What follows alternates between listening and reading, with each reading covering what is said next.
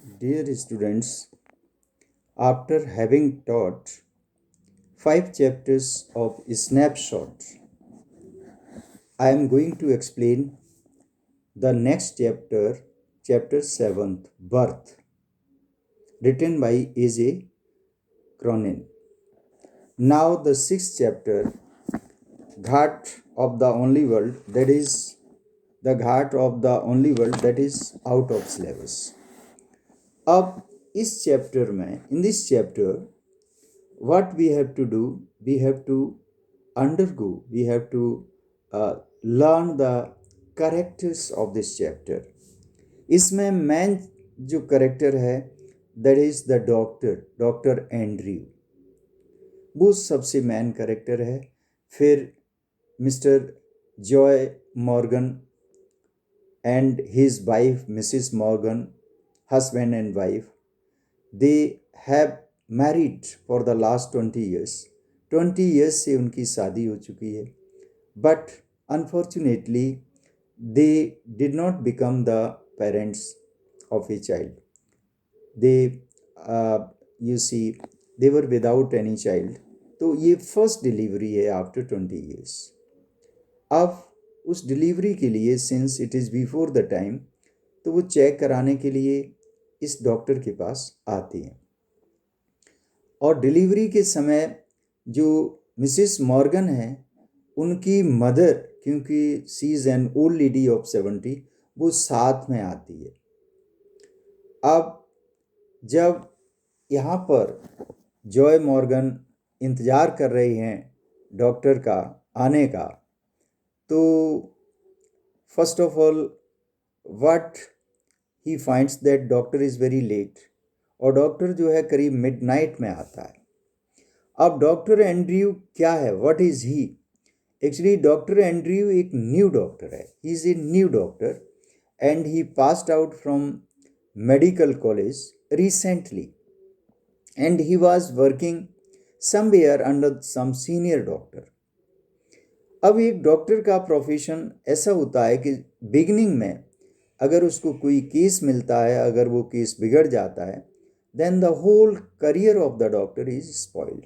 तो पूरा उसका करियर जो है स्पॉइल हो जाता है. अब यहाँ पर डिलीवरी का केस डॉक्टर एंड्रयू के लिए ये पहला केस था. अब इसमें ये इतना इम्पोर्टेंट केस था, अगर मान लीजिए कुछ गड़बड़ हो जाता है डिलीवरी के समय चाइल्ड के लिए या मदर के लिए, then his whole career will be spoiled. फिर उस डॉक्टर के पास दूसरे लोग नहीं आएंगे और उसकी जो भी पढ़ाई लिखाई है मेडिसिन की, वो सब बेकार चली जाएगी. तो वो बहुत चिंतित था. अब डॉक्टर एंड्रयू था कहाँ? Doctor Andrew was with her girlfriend, with his girlfriend Christine. जो उसकी गर्लफ्रेंड क्रिस्टिन थी उसके साथ था. He was talking with her, arguing with her.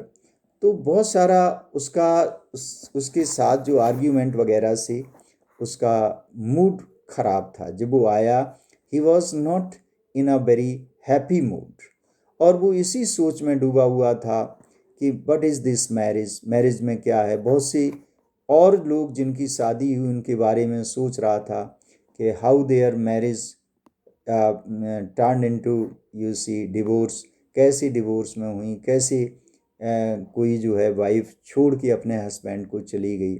So that way he was very much bothered, very much worried for his own life, for his own marriage with his girlfriend Christine. तो वो इन विचारों में खोया हुआ था.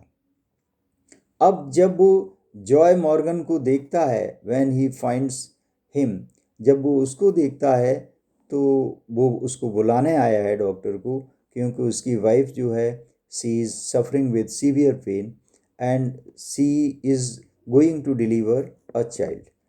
तो doctor Andrew जो है वो तैयार हो जाता है. वो कहता है कि ठीक है. एज ए डॉक्टर वो मना भी नहीं कर सकता, ही कैन नॉट डिनाई उसको, इसलिए क्योंकि वो उसका प्रोफेशन एज ए डॉक्टर, अगर वो उसको ये कह देता है कि हमारा मूड ख़राब, हम केस अटेंड नहीं कर सकते, तो morally it is not up to the mark, morally it is not right. इसलिए वो एग्री हो जाता है उसके साथ चलने के लिए। फिर वो जाता है जहाँ पर जॉय मॉर्गन की मिसेस, उसकी मदर इन लॉ और मिडवाइफ वहाँ पर ये हैं, क्योंकि जब इस डिलीवरी होती है तो वहाँ एक एक्सपीरियंस्ड लेडी का भी होना ज़रूरी है, तो उसके लिए उसकी मदर इन लॉ आ गई। मदर इन लॉ भी बहुत हैप्पी थी just to see her grand child very soon in safe and sound position.